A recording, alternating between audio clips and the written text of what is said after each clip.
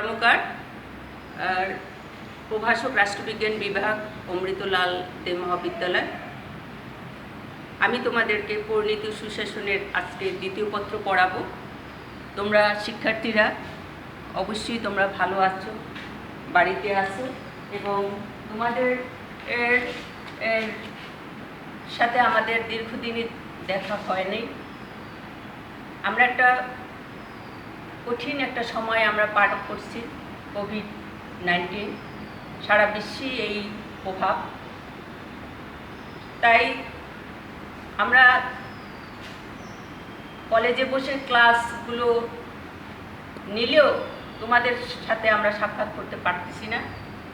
তোমরা বাড়িতে আছো, আমাদের বিশ্বাস এই যে তথ্য প্রযুক্তির মধ্য থেকে যে তোমাদের সাথে যে যোগাযোগগুলো হচ্ছে, সেই জায়গা থেকে তোমরা তোমাদের পড়াশোনা চালিয়ে যাবে এবং সবচেয়ে বড় কথা যে স্বাস্থ্যসম্মতভাবে তোমরা থাকবে এবং বেশি সময় বাড়িতে থাকবে, পড়াশোনা করবে।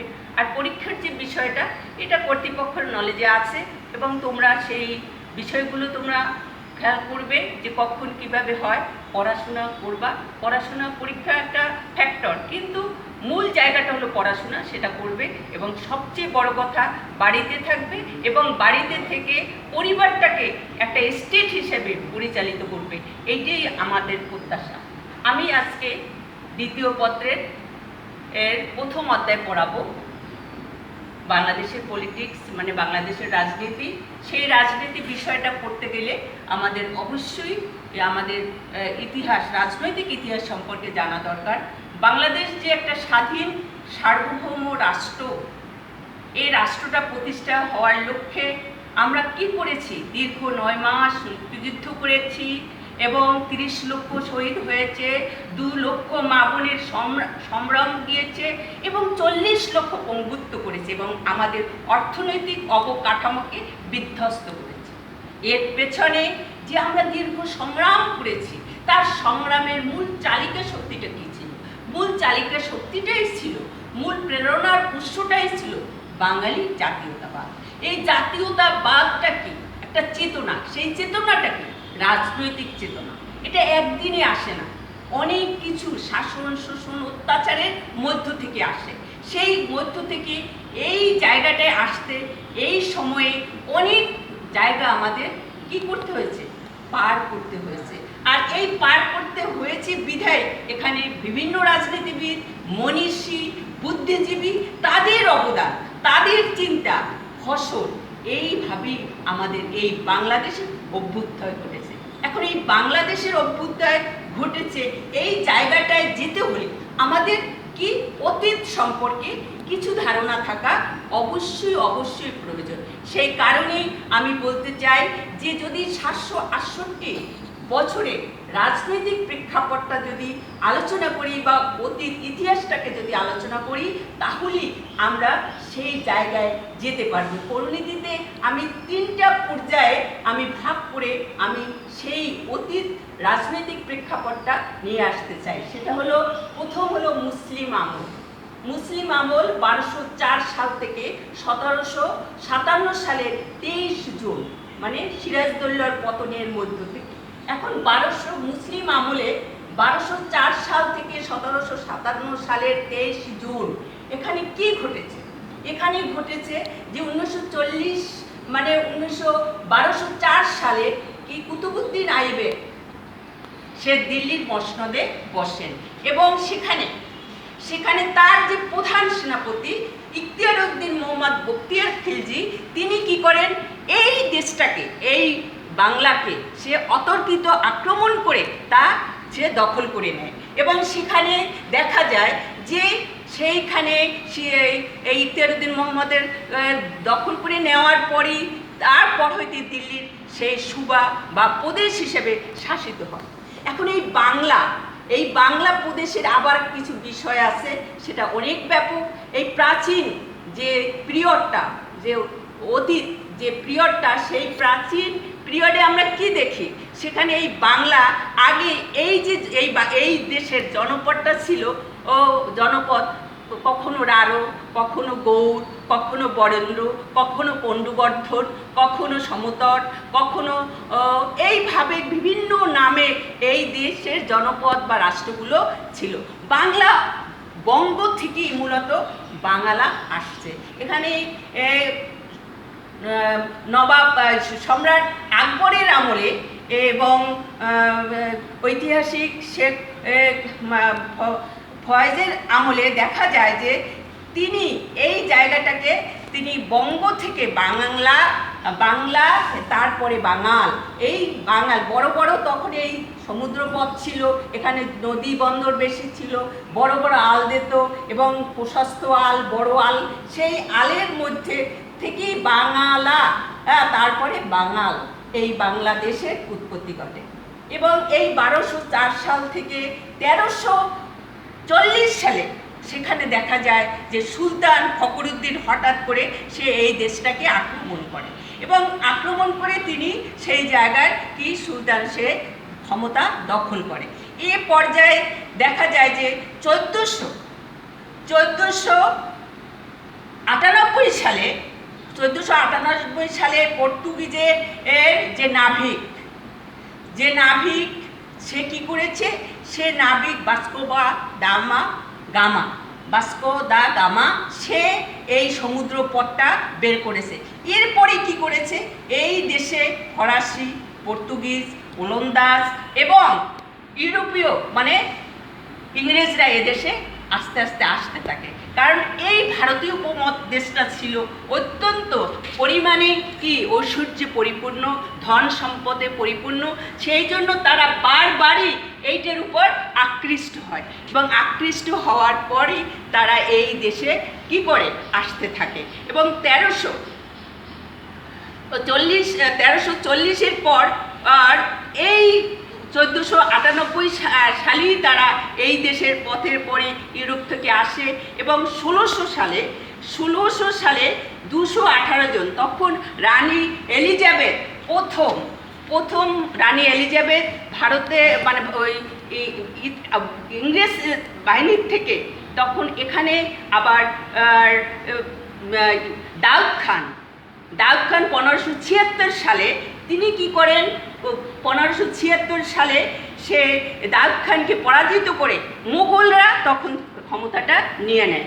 মোগল ক্ষমতা নেয় আকবর শিকার, আর এই দাউদ খান ছিলেন আফগান অধিবাসী, তিনি তাকে পরাহত করে, রাজমহলে একটা যুদ্ধ হয়, যুদ্ধে পরাস্ত হয়। এরপরে সেই ক্ষমতাটা আবার সম্রাটদের হাতে চলে যায়।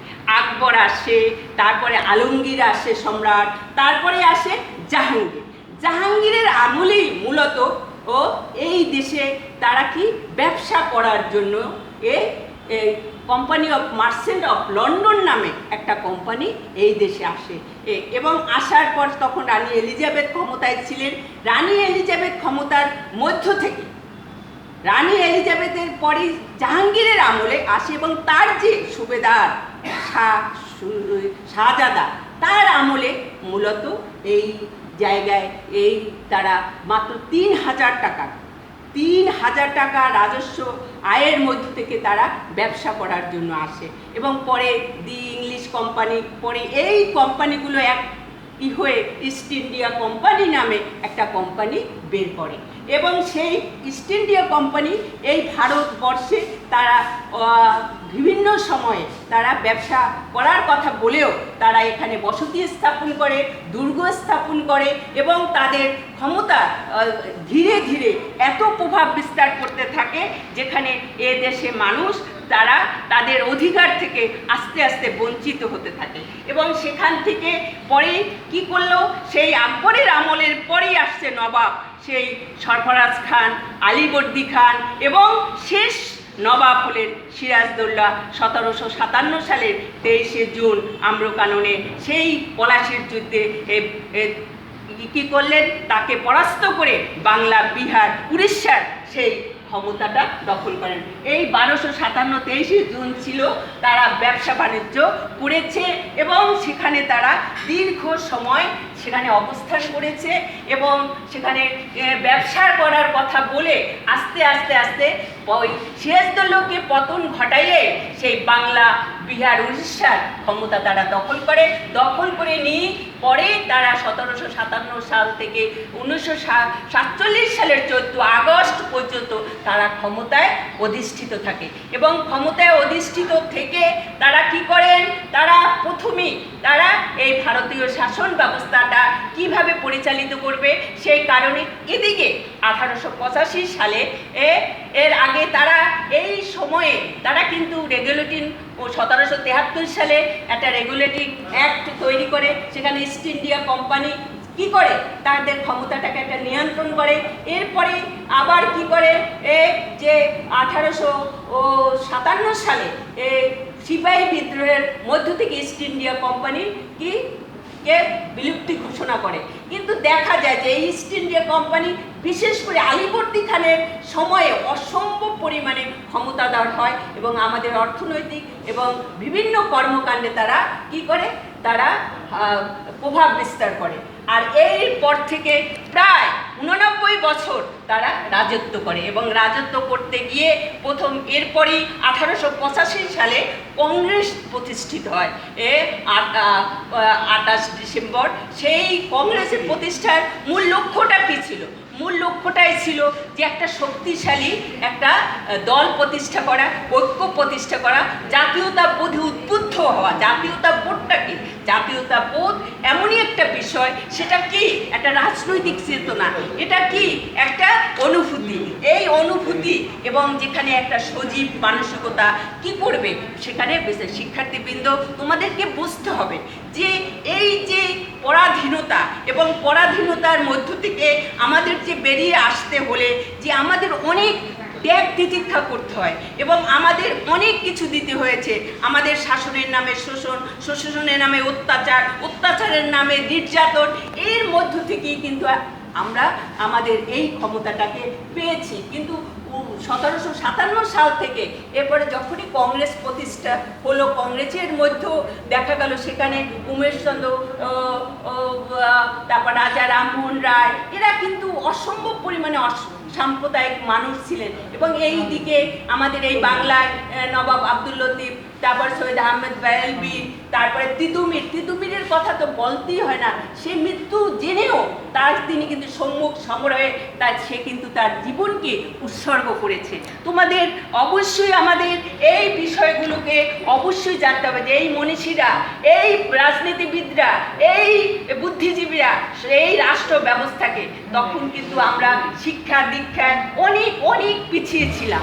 আমাদের অনেক কিছু আমাদের ছিল না, আমরা বুঝতে পারি নাই এবং এক শ্রেণী ইংরেজি শিক্ষা গ্রহণ করছে এবং যারা মুসলিমের মধ্যে ছিলেন তারা ইংরেজি পাশ্চাত্য শিক্ষা তারা গ্রহণ করতে চায় না। এই কারণে আমরা অনেক কিছুতে এডুকেশন পারপাসটা আমাদের উইক ছিল, যার কারণে আমরা কিন্তু আমাদের কাঙ্ক্ষিত লক্ষ্যে পৌঁছতে আমাদের অনেক সময় লেগেছে। এখন এরপরে কংগ্রেস যখনই প্রতিষ্ঠিত হলো, এরপরই আসলো বঙ্গভঙ্গ করা হলো এবং ব্রিটিশরা ক্ষমতায় আসে যাতে এই জাতীয়তাবোধটা শক্তিশালী না হতে পারে, ঐক্যবদ্ধ না হতে পারে, তাহলেই তারা অর্থনৈতিকভাবে স্বাবলম্বী, তারা শক্তিশালী হবে এবং রাজনৈতিক অস্থিতিশীলতা প্রতিষ্ঠা করতে পারবে এবং সামাজিক অবক্ষয় হবে। সেই জায়গাগুলোকে তারা উইক করে। সেখানে তিনি ডিভাইড অ্যান্ড রুলস পলিসিটা নিয়ে আসে এবং সেই ডিভাইড অ্যান্ড রুলস পলিসির মধ্য থেকে 1905 সালে বঙ্গভঙ্গ করা হয়। বঙ্গভঙ্গ করার পরে যখনই দেখা গেল যে আমরা এই পূর্ববঙ্গে ডেভেলপমেন্ট ওয়ার্কে আমরা অনেক দূর এগিয়ে যাব, সেই জায়গাটায় তারা কি করলেন, তারা সেই জায়গাটাকে যাতে না করতে পারি, এই জাতীয়তা বোধে উদ্বুদ্ধ হতে না পারি, সেখানেও তারা এই সাম্প্রদায়িক যে অসম যে রাজনীতি, অসম যে অবস্থাটা, সাম্প্রদায়িক যে অবক্ষয়, সেগুলো তারা যে কোনো সময়ে যে কোনো অবস্থাতেই খুব সুপরিকল্পিতভাবে তারা কিন্তু এটা করেছে। আমি কথাটা বলতে চাই না, অত্যন্ত পরিকল্পিতভাবে তারা এই জায়গাটায় তারা কাজ করেছে। যার কারণে আমরা দেখেছি যে তখনই বঙ্গভঙ্গ গেল, মুসলিম লীগ 1906 সালে মুসলিম লীগ প্রতিষ্ঠা করা হলো। সেখানে 30শে ডিসেম্বর সেই মুসলিম লীগ প্রতিষ্ঠা করতে গিয়ে সেখানেও দেখা গেল কেউ নরমপন্থী, কেউ চরমপন্থী, কেউ উদারপন্থী, এই যে পন্থী পন্থী পন্থী, যার কারণে আমরা ঐক্যবদ্ধ হতে পারি না। জাতীয়তা বোধটাকে আমরা কি করতে পারি না, একই সাথে এক চেতনায় এক অনুভূতিতে আমরা আত্মপ্রকাশ করতে পারিনি, যার কারণে আমাদের এখানে 200 বছর এই ব্রিটিশ শাসন এখানে থেকেছে। এরপরে দেখো মর্লিমেন্টে সংস্কার আইন, 1909 সালে মর্লিমেন্টে সংস্কার আইনটা করা হয়। সেখানে মর্লে এক সচিব, মিন্টো গভর্নর, তিনি আনছে, কিন্তু জাস্ট চমক, কিন্তু তার যে মূল যে জায়গাটা, সে জায়গাটায় কিন্তু তারা সেইভাবে কাজগুলো করেনি। যা খাতা কলমে ছিল, কিন্তু বাস্তবে কাজ করতে গিয়ে সে প্রতিফলন আমরা দেখতে পাইনি। এভাবে তারপরে আমরা দেখি যে 1919 সালে আমাদের ভারত শাসন আইন, সেখানে 2টা রুলস, একটা হলো দ্বৈত শাসন, কেন্দ্রের হাতে একটা থাকবে, প্রদেশের একটা সংরক্ষিত, একটা হস্তান্তরিত। এরপরেই 28 সালে নেহেরু রিপোর্ট, তারপরে জিন্নার 14 দফা, এভাবে অনেকগুলো। এরপরেই আসে 1935 সালে ভারত শাসন আইন। 1935 সালের সেই ভারত শাসন আইনের মধ্যে আমরা দেখতে পাই যে সেখানেও তারা যে কথাগুলো বলেছে, যা খাতা কলমে লিখেছে, যেভাবে এগ্রিমেন্টটা হয়েছে, কিন্তু সেই এগ্রিমেন্ট হিসেবে তারা সেই কাজগুলো তারা করেনি। আর এই কারণে 37 সালে নির্বাচন হয়েছে, কিন্তু নির্বাচিত প্রতিনিধি যে ক্ষমতা, যে এলাকা ব্যাচিস, যার যে নির্বাচিত প্রতিনিধি, তার স্থান কাল পাত্র ভেদে যে চাহিদা, যে এক্সপেকটেশন, সে জায়গায়ও কিন্তু যাওয়া যায়নি। তারপরে আসি কি দ্বিজাতির তথ্য। দ্বিজাতির তথ্যের মধ্যেই আসে 1940 সালের লাহোর প্রস্তাব।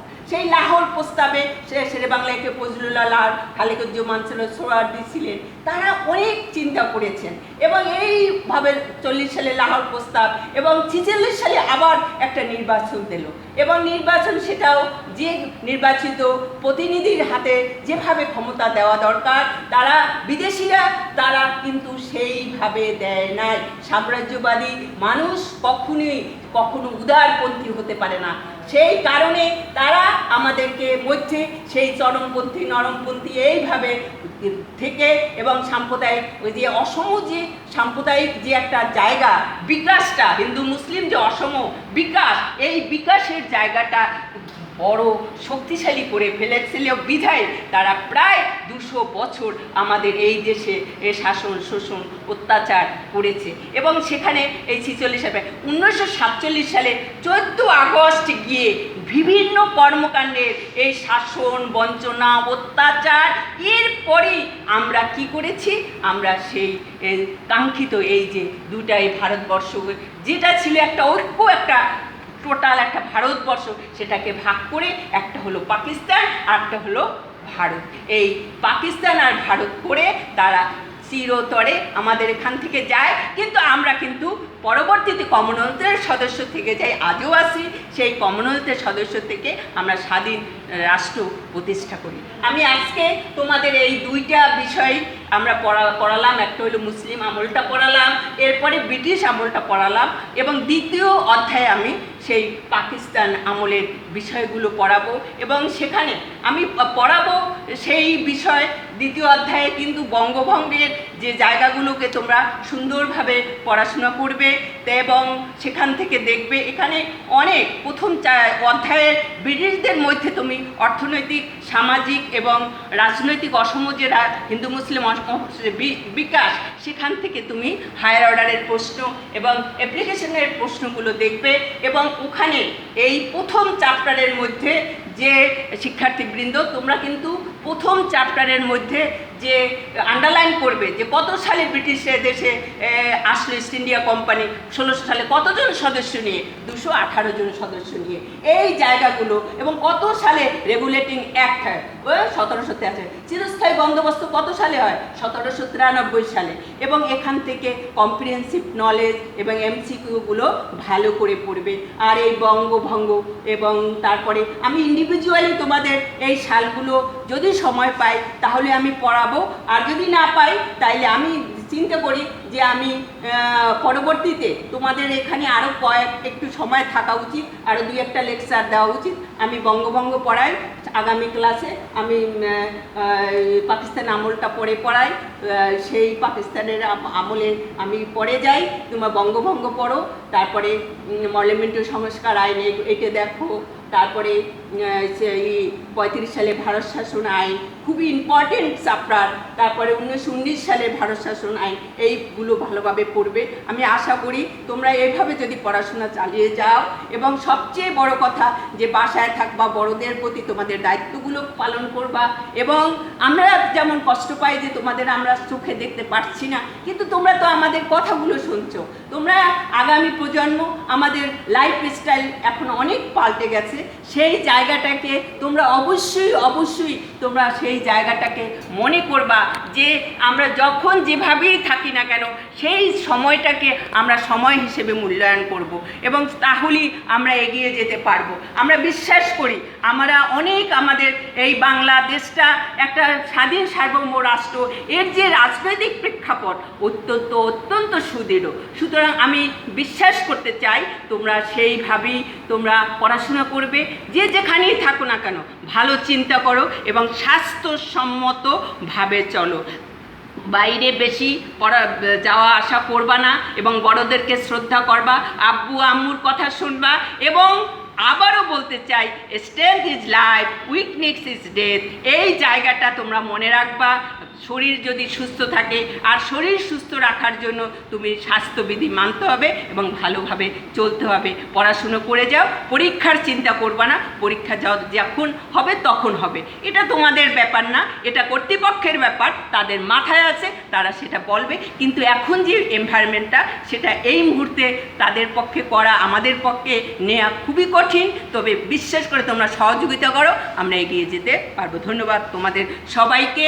তোমরা ভালো থাকো, সুস্থ থাকো এবং ভালো থাকো, এবং আমার জন্য তোমরা দোয়া করবা।